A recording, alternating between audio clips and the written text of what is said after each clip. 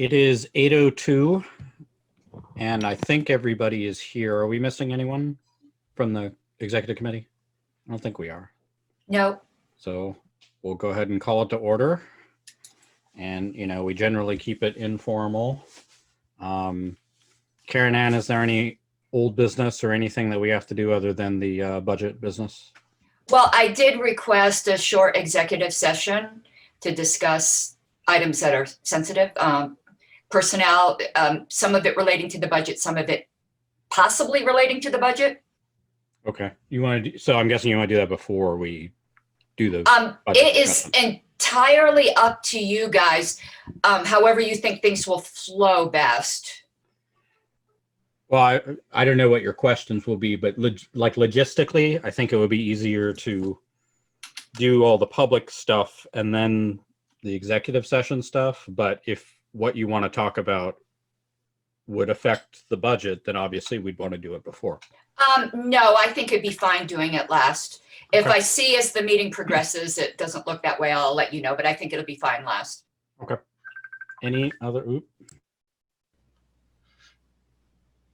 Yes, planning during the budget, when we get to the salary sheet, that would be executive sessions may take care of everything in one executive session. Good point.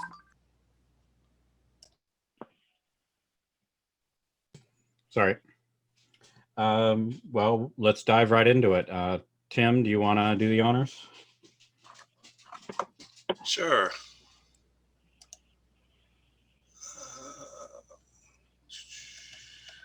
Do you need sharing privileges, Tim? Oh, yes, I do. Or do I have it? Tyler, can you give Tim sharing privileges? Did it come up? Yeah, you're good, Tim. Okay, I must have it. Yep, seen it. Okay, the first sheet on the budget, the cyan highlighted column is the actual, I guess, draft budget for us to consider to propose. Be pretty brief on this first sheet because the numbers from here come from the other sheets. This has a total revenue of $1,771,706. Then as far as expenditures, cost of support and revenue of $552,408.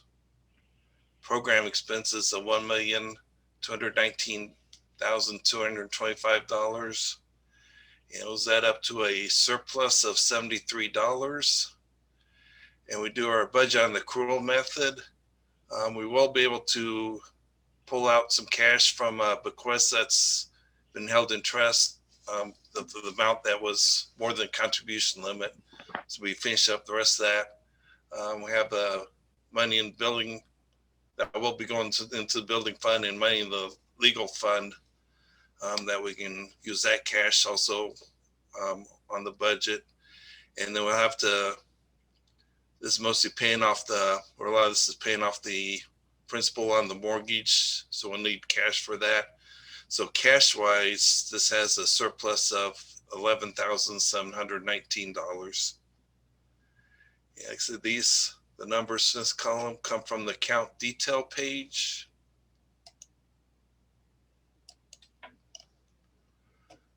Probably, I had those.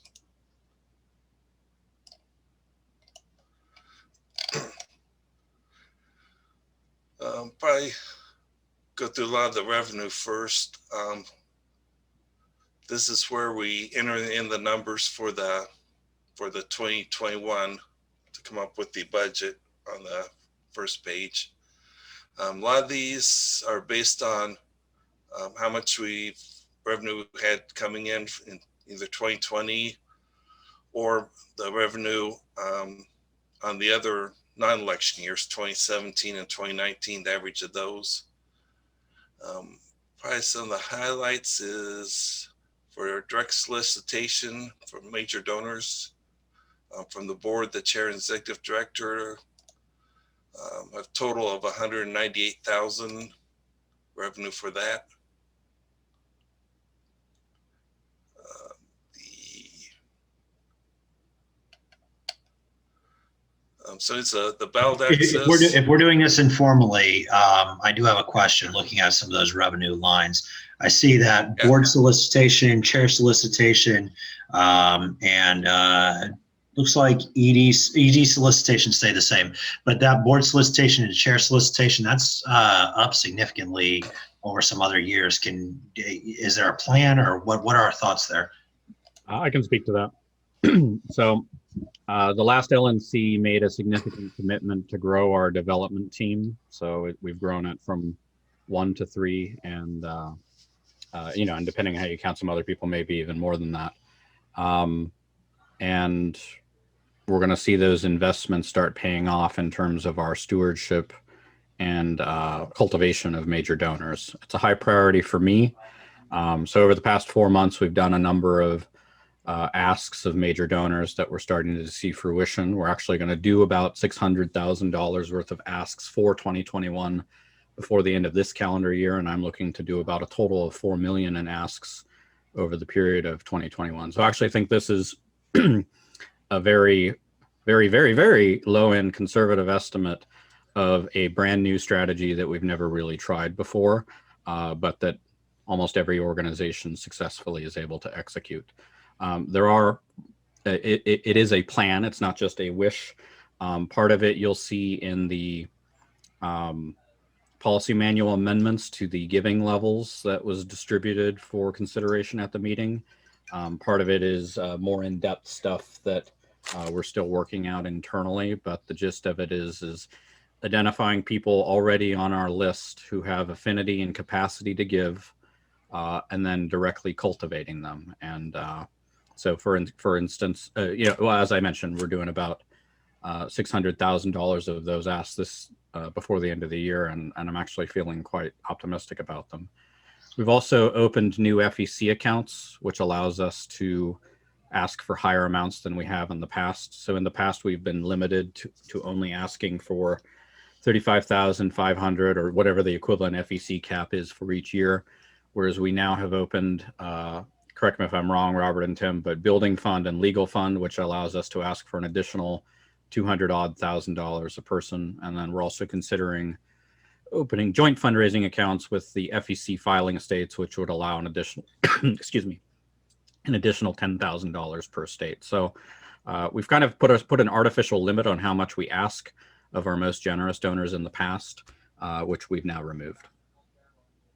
So as a follow-up, then looking at specifically the chair solicitation line, I think the board can do 20,000. I don't think that's impossible, but that chair solicitation line, that is over double any previous year and almost triple most years.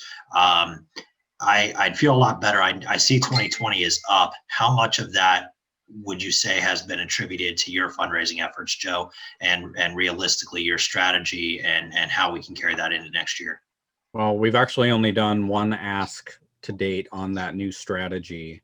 As far as, stewarding existing donors, I've done quite a bit of that. Tara, I don't know if you have a ballpark on how much has come in from call time with me, but I mean, it's probably like, under 50,000 or something, but that's just in 4 months.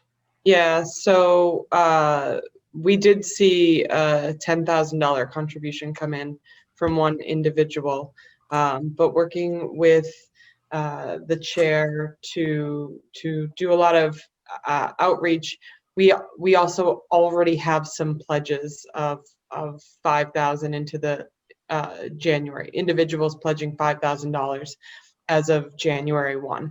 So Joe's been doing great. A lot of not just phone calls, but emails, bulk emails.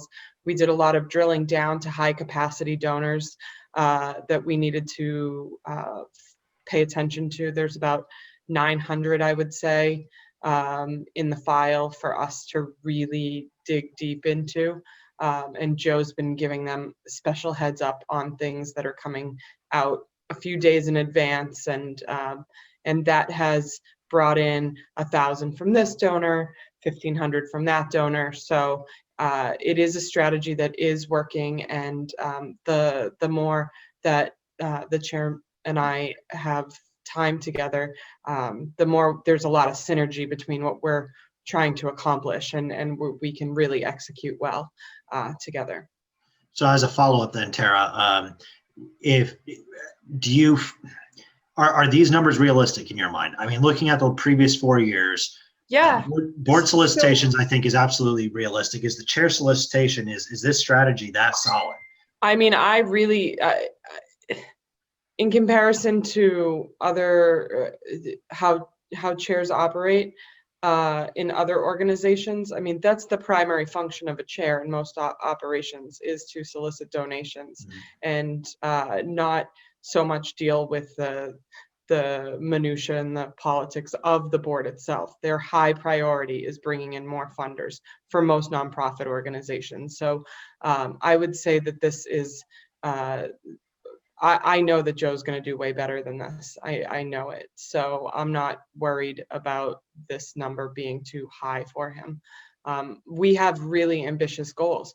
As the chair mentioned, our previous directors of development have really capped their asks at 35,500.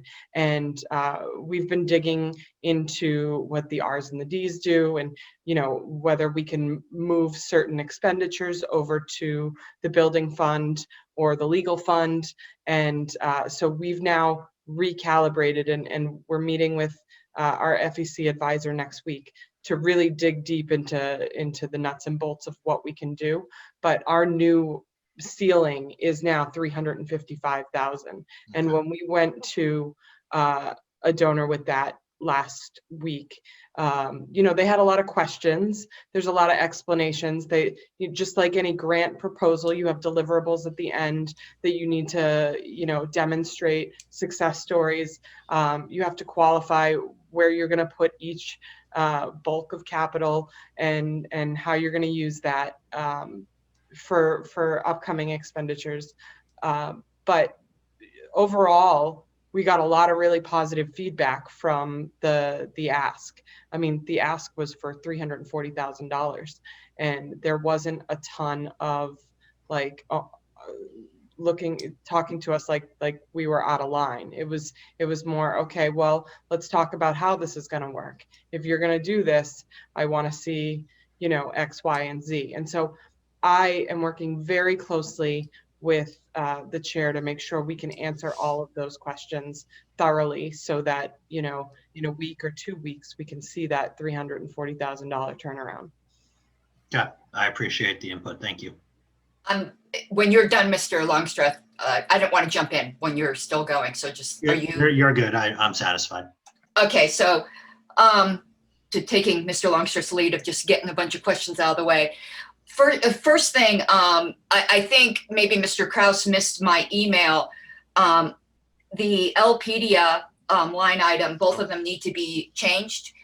It's net zero, so it's not really of a concern. We try to raise 2,500, and our budget should be 2,500. This past year was an anomaly because of COVID, where I just couldn't fundraise. So we also didn't spend. I'm within $100 of breaking even. And if I have to add that $100 by the end of the year myself, LPedia will be in net zero. That's always my goal, not to cost the party any money. But I'm anticipating 2021 being $2,500. We've got the David Nolan collection to copy, and it's going to be a several $1,000s job. So that line item needs to be back to what it was in 2019. And then the things I had. Any objections to me going ahead and changing that now? I unfortunately do. And hear me out why. So the policy manual requires that the budget we present be no more than 20% higher than what it was in 2017, which is we're like $100 within that. So even though it is a 15% reduction from last year, we can't actually plus the revenue up anymore in terms of what this committee presents to the LNC. So if we were to make that change, it would put the budget out of compliance with the policy manual. Did you say 2017? 2017. Well, our budget was 2,500. I mean the total overall budget. Oh, gotcha. However, on the floor of the LNC, the full LNC, after we have presented it and it's on the floor of the LNC, then your amendment would be in order. Okay. And I think that would be the This- easiest way to do it if you don't mind.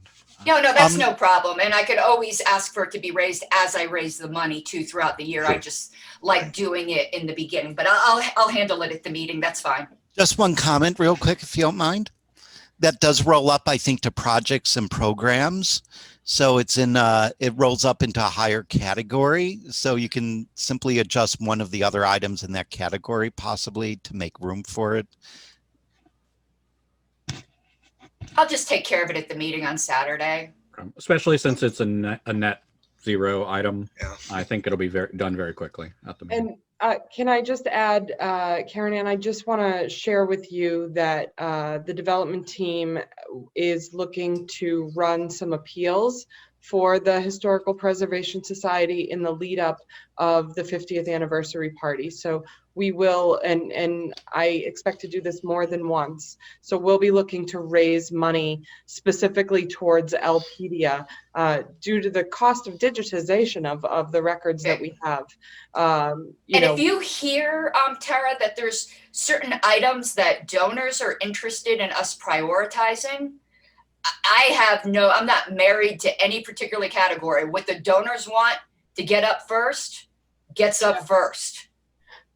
You and I should talk privately because conversations regarding the 50th anniversary and the digitization of those videos and what we're going to do with that. That's come up quite a bit in the last 2 weeks. So I'd love to follow up with you on that. And please. Yeah, and I need to tell you some things that are up there already that I think you'll need to make use of that you'll maybe do not know. So I did bring Jim Turney into the fold as well of this project. All right, no problem. I'll deal with that on the weekend. So the questions I had, we're looking to pay off the mortgage this year in 2021? Yes. Yeah, Yeah. that's been my hobby horse, is I've always thought I had a fit. Remember that thing? Oh, just because it's a policy manual doesn't mean we can budget it. We don't have to actually do it. Oh my God, I'm still a PTSD over that comment. And people love that. I mean, we just put out an appeal on help us pay off the mortgage, and I mean, people really open their wallets for that one. I know, I know in some ways it's not the wisest use of money, but it's the way that brings in money. It's a psychological thing. We did $10,000 on that appeal for Giving Tuesday for burning the building fund. That's awesome. Yeah, I think people just get a good jazz out of us. They see it as us being responsible. Well, what excites me too, just to build off that, is we can continue raising for some sort of a building fund outside of that. If say we decide we want a studio in the basement of our headquarters or other projects. So I'm excited about that because it's going to loosen up mortgage funds to then be able to still raise for the building, but how do we improve the building and make it better for us? But Richard, remember that we just made an ask for $340,000. And so if all of that money comes in, there will be $106,500 contribution into the building fund That's amazing. So if our problem is we have too much money and we have to figure out how best to that's not a problem. how to spend it. So some of my other questions, let me see right here. Some of these will probably have to go into the executive session because it has to do with staff, but like the contractor labor and all that. So that will have to go into the executive session. What is that marketing and media committee request for 5,000? Is Eric on this call? Mr. Roudsup? He is. Yes, I'm here. Roudsup, you asked for 5,000. You want to tell us what that is? So the 5,000 is. Let me bring up my notes. I do apologize.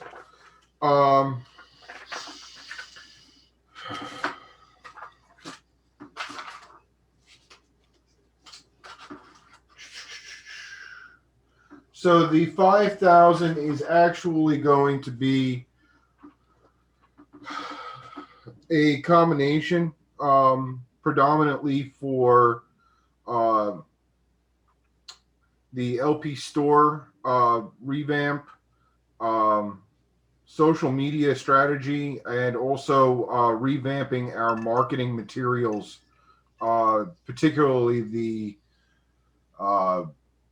material on the store that people can buy that is in need of a facelift at this point. And it needs to be also rebranded to the current look and to a more modern and capable ability, as well as bringing a message that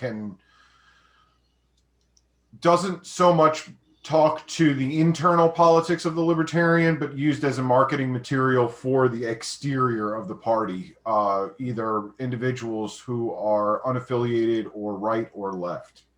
Eric, after this meeting, in the next couple of days, I'm going to get with you with something. It was a motion that was passed last term that was asked by a member.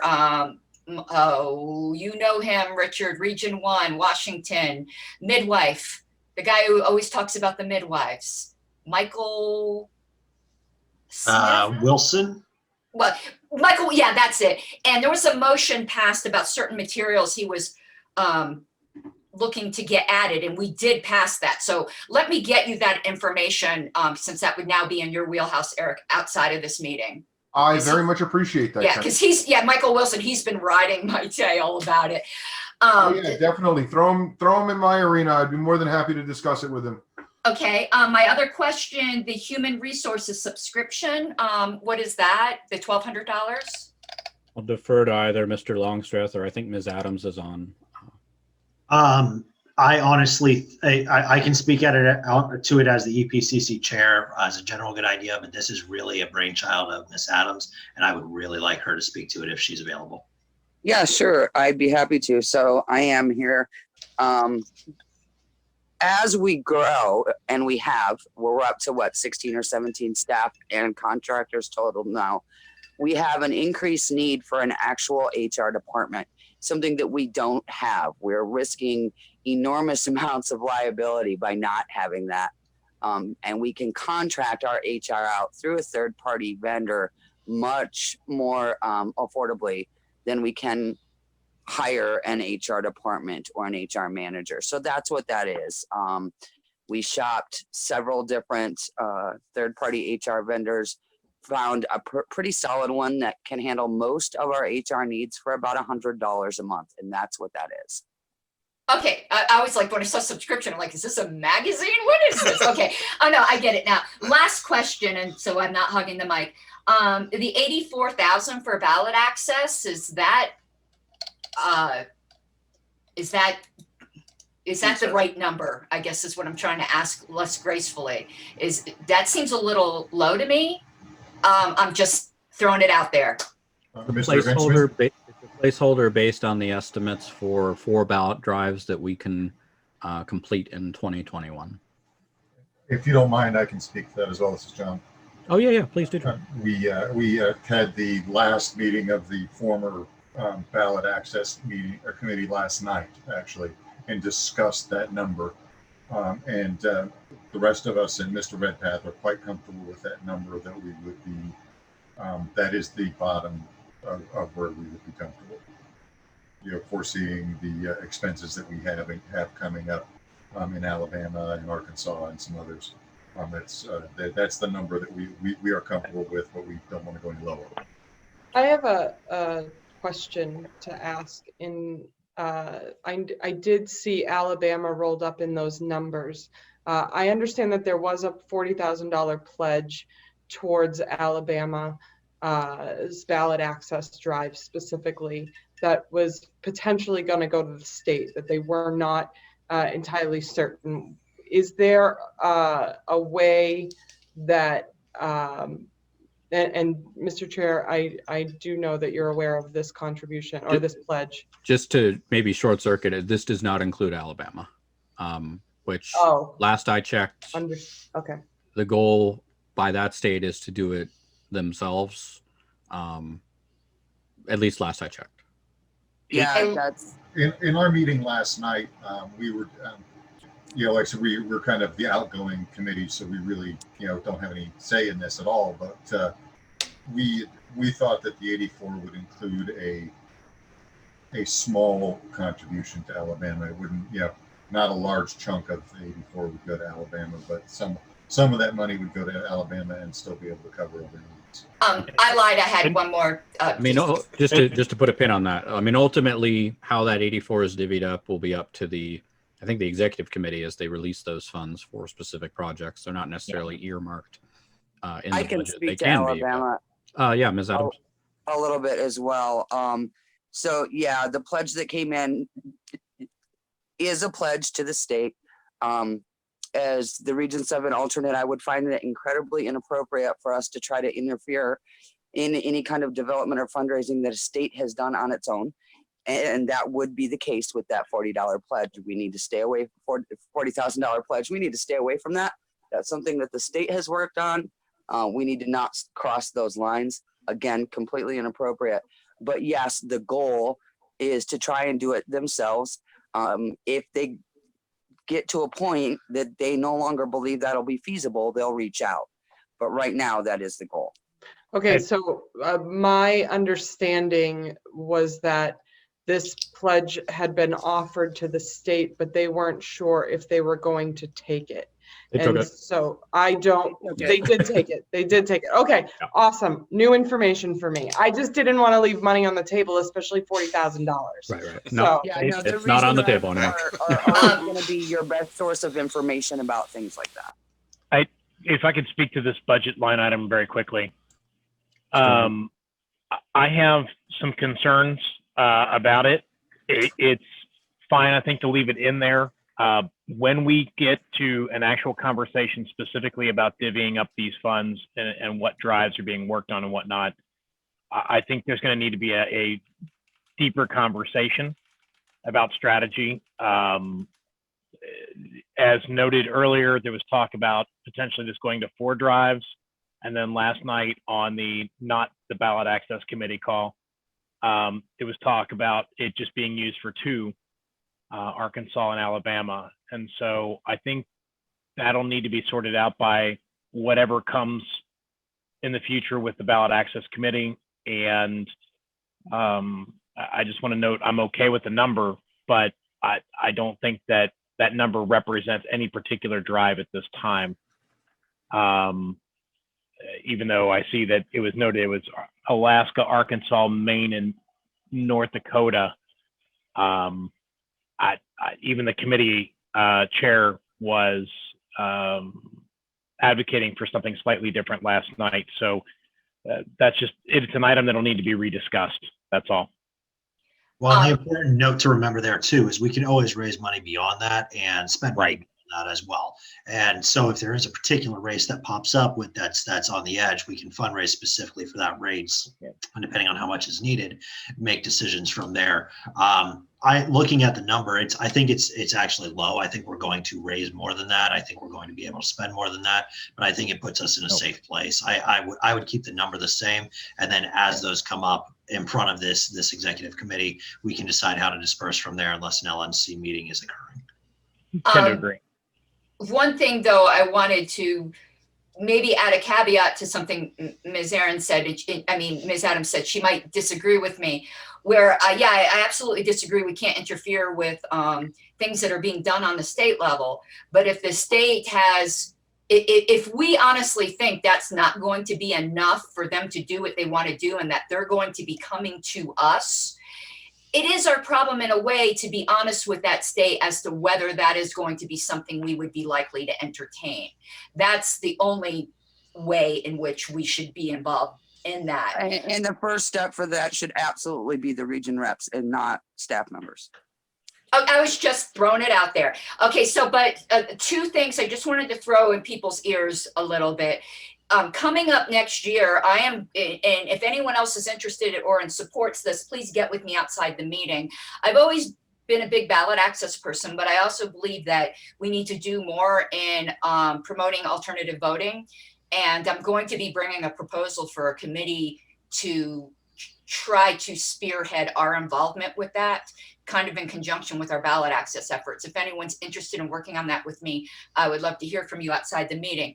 Also, last comment, Joe and Tara, please remind me, there's something that has to do with the 50th anniversary that I need to speak with you guys on. So outside the meeting, I'll arrange a meeting, a phone conference with you two of something that I need to pull you in on that I learned earlier today.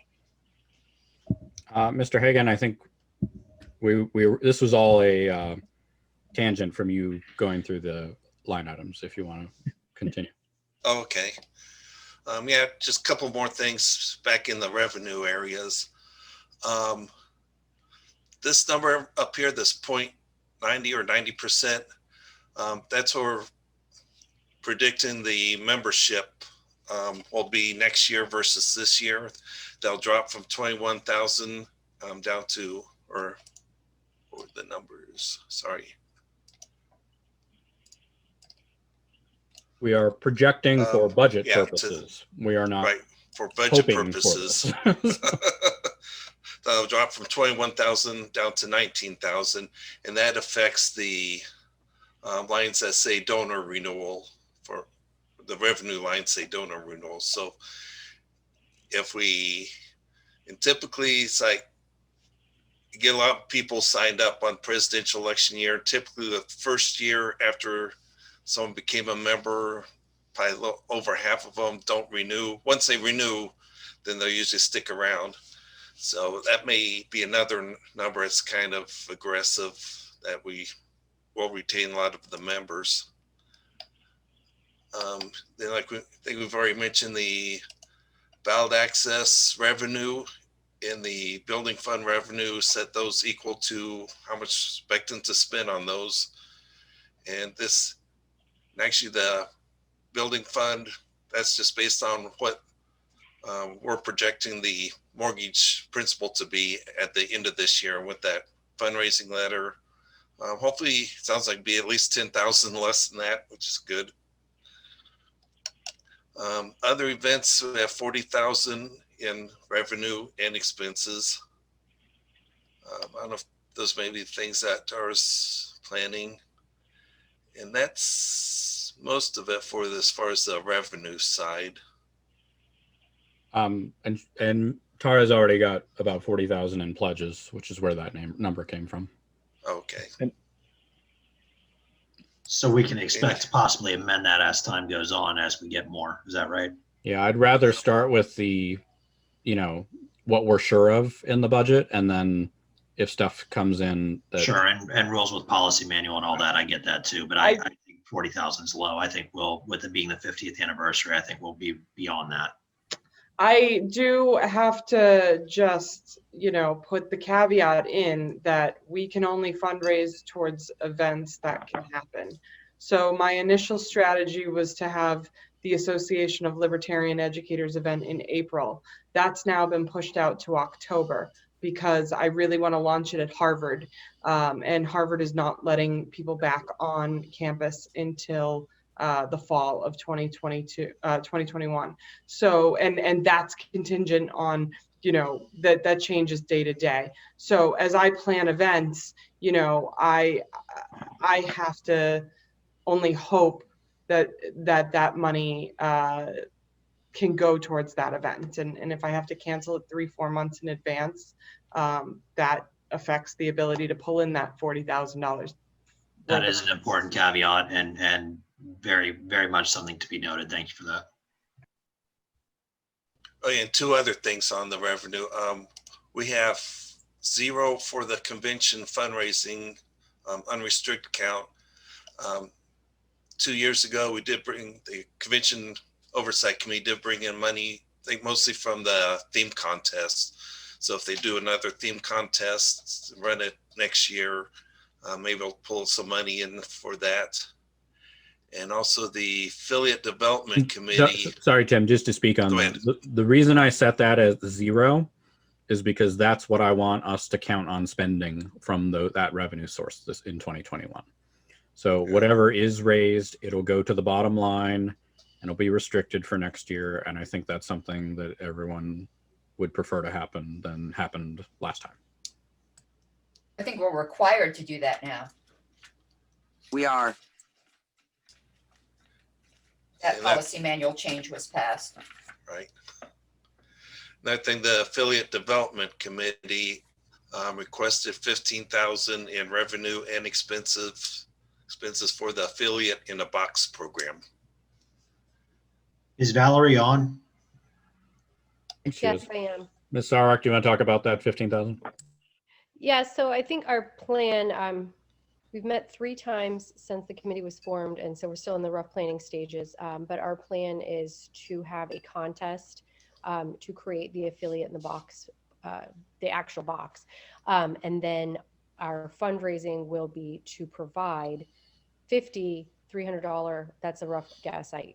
I'm going to hope that that's what we end up at, $300. To 50 brand new affiliates. So that in turn would be a $15,000 fundraising ask. And I do believe that we can probably provide more than 50 boxes, but we're going to start modest and go with 50. So that should be a zero, we'll raise all that money by ourselves.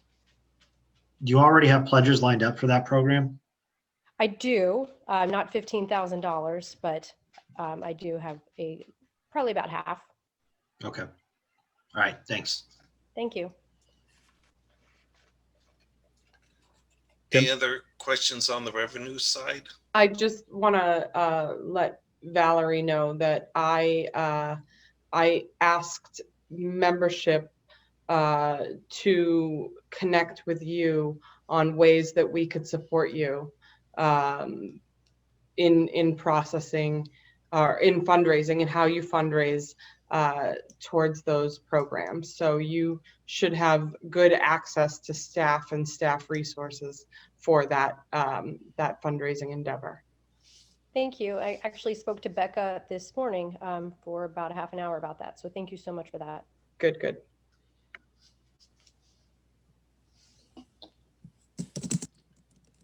Anything else on the other questions on the revenues? All right. As far as expenses, we have the fundraising expenses. Most of that's based on this year. In the same with online contributions, it's based on the 2017 and 19 average.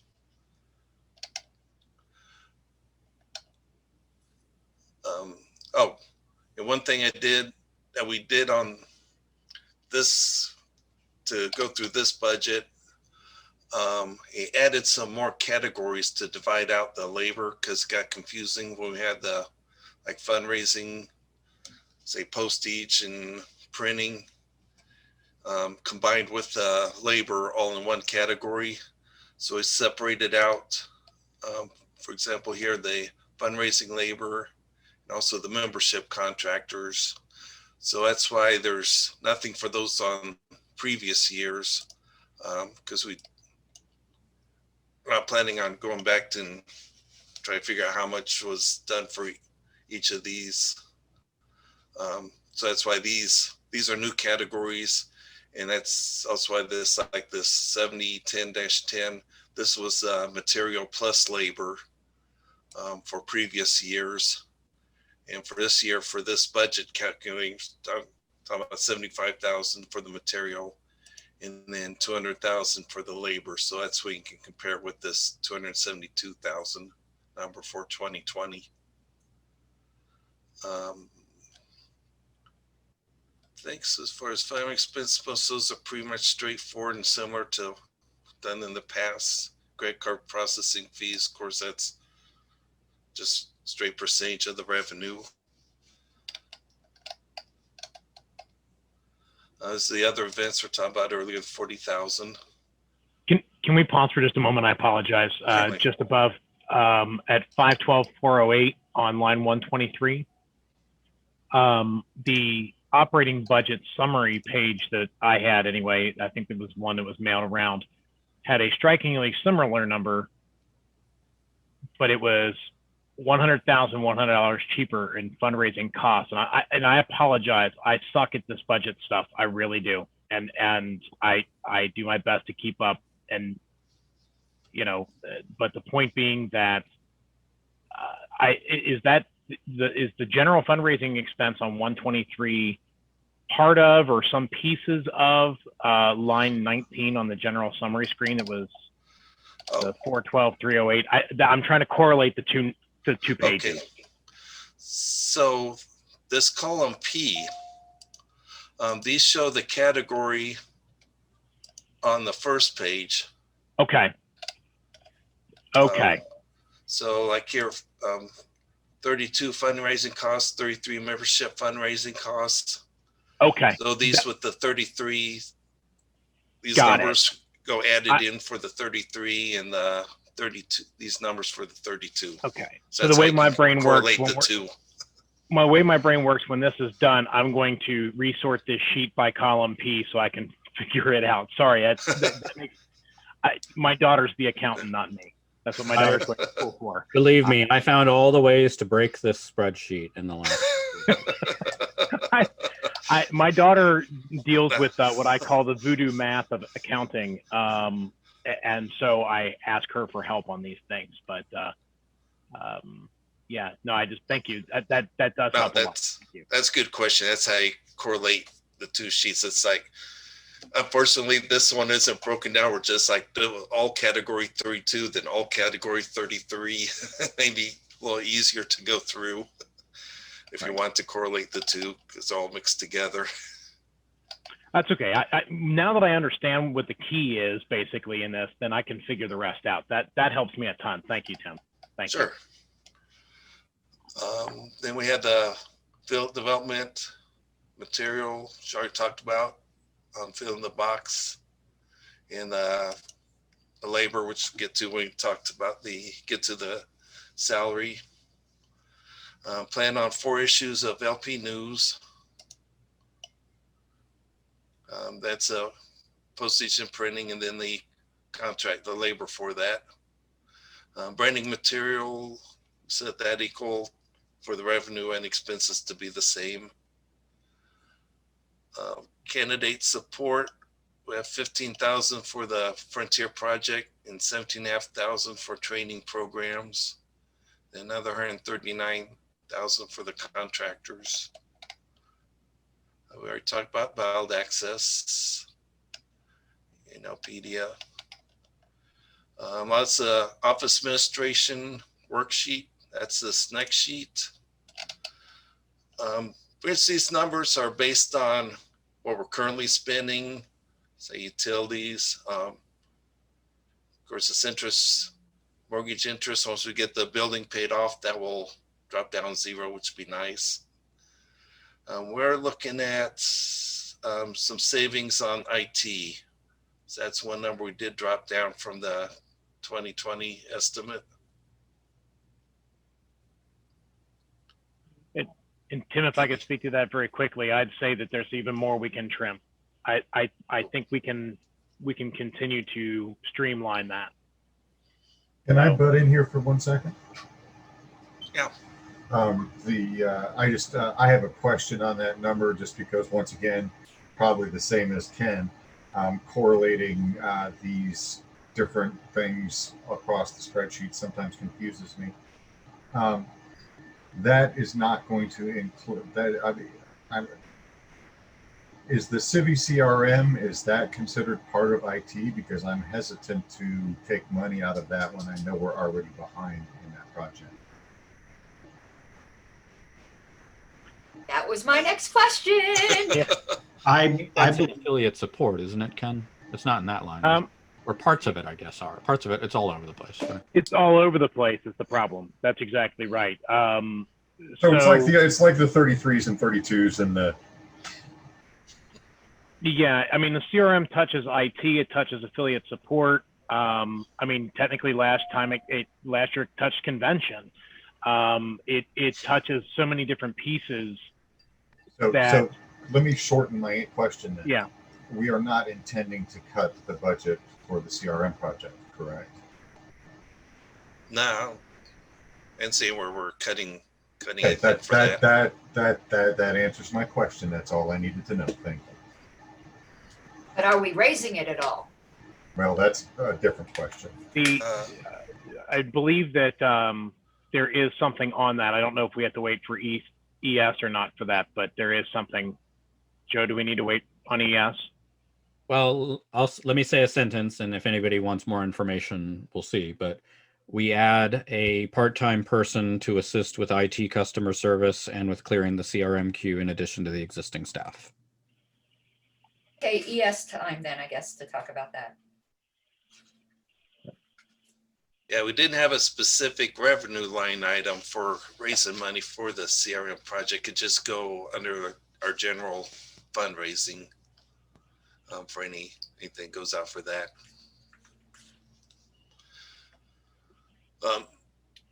Any questions on this office administration expenses sheet? Tim, I did have one overall question that perhaps I just didn't see on here. What would this put our reserves at? Okay, at the bottom of either of the first two pages, I'll show you here on the account detail sheet. So we have a 70 for accrual basis. We have $73 surplus. We'll be able to pull out 23,000 roughly in cash from the bequest held trust. The 65,000 we have available that will be in the building fund, in the legal fund that we pull out in cash. We will have to pay $37,400 for the mortgage. I also subtract out the projects that be paid out from this. So this has $11,719 surplus that will basically add to the reserve.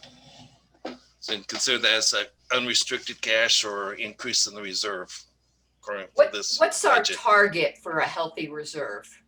Mr. Kraus, or if you're available, would you mind talking about the current state of the reserve and how that compares with what the policy manual requires?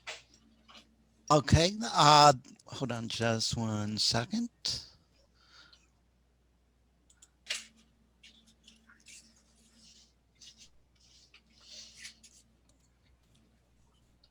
So the reserve, and I don't know if we've calculated that yet for next year. I guess, what is it today? What is it today? The last time you calculated it. At the moment, we're about 75,000. The reserve target is 47,458. And at the end of last month, we were at 99,582.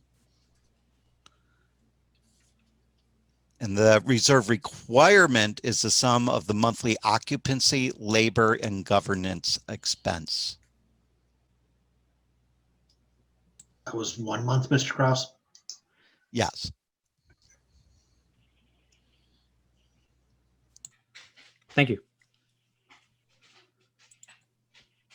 Tim, did you have anything more? For open session. I believe that was it. Anything else for open session?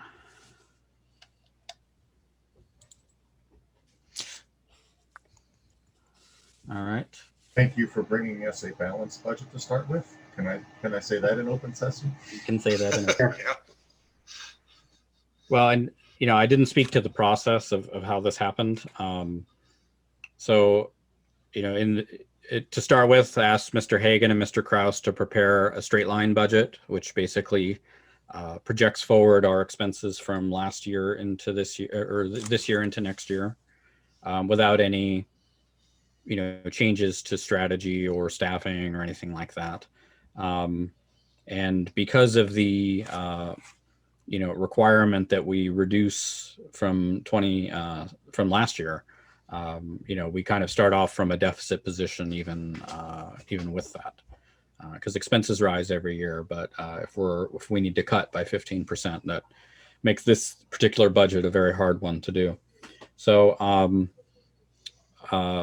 staff prepared their wish lists, committees prepared their wish lists. I've had so many meetings so many great ideas to review. A lot of great give and take on different proposals there, and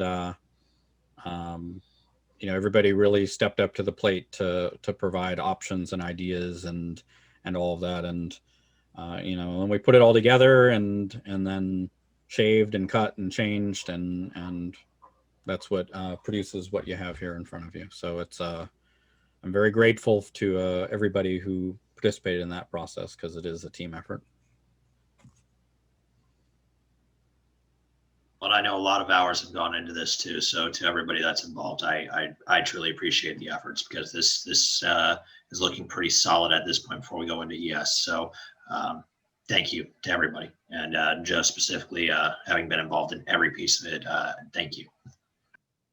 All righty. So the executive session, Ms. Harlos, I think that was your motion originally. Who did you want in on that? The LNC members. Okay. I was asked to go into executive session to discuss the salary expenses, but LNC members plus staff directors, because they've already seen those, been privy to that sheet and those numbers. Some issues I want to bring up are really for LNC ears only. Can we start off with the staff in there to go over the sheet, and then we get to the issues where later ask them to leave? Mr. Molman, because I know I've spoken with you with some of the things I want to discuss with that. Do you think that would be fine? I think so. I mean, we can go over what, the staff part first, and then let them have the rest of their evenings back, and we'll continue onward. Okay. Just maybe easier for them. Yep, that's fine. Okay. So we'll move into an executive session with LNC members and staff directors. If everybody other than that could leave the call.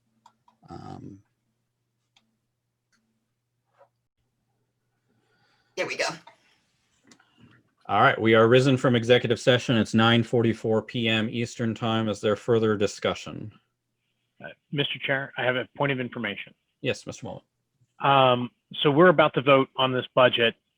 And I apologize, I've not been on the executive committee before, so I don't quite understand what this vote actually means. Is this just like we're recommending this budget, or we're saying we are okay with this budget, or what are we saying with this vote? That's a good question. So technically, the budget is a proposal by the executive committee, not by Tim, not by me. It's the executive committee as a whole. And then that is the basis from which the LNC proceeds with its discussion starting Saturday. So further amendments, the LNC can do whatever it wants at that point, and we'll all be there. So I'll see you there. But this is deciding what the starting point is. As Mr. Phillips mentioned earlier, it is probably the wish of the LNC that we do as good a job as possible in getting the starting point as clean as possible, because work done here in committee is less work done there on the floor. Other questions? Mr. Hagan, do you want to do the honors of doing of making the motion? I'm sure. I don't think we did any changes tonight, so I'll move that what's been presented for 2021 budget be the proposed budget to submit to the LNC. Is there a second? A second. Mr. Longstreth. Oh, let's do a roll call. Ms. Harlos, go ahead, call the roll. Okay, 1 second. Laura Epke, Yes. Tim Hagan. Yes. I will vote yes. Mr. Longstreth, Yes. Mr. Molman, Yes. Mr. Phillips. Yes. Okay, Mr. Chair, you've got 6 in favor. I'll vote yes. Okay, unanimous. All righty. Is there any other business before we adjourn? Or good of the order or anything?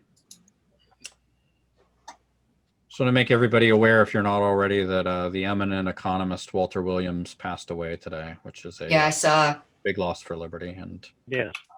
I may ask for a moment of silence on Saturday in his honor. I would support that. Seeing no further business, is there any objection to adjourning at this time? Seeing none, we are adjourned. Thank you all. See you Saturday. See y'all this weekend. Great meeting, everybody. See you Saturday. Thanks. Have a great night, everyone. Good night. Hey, everybody.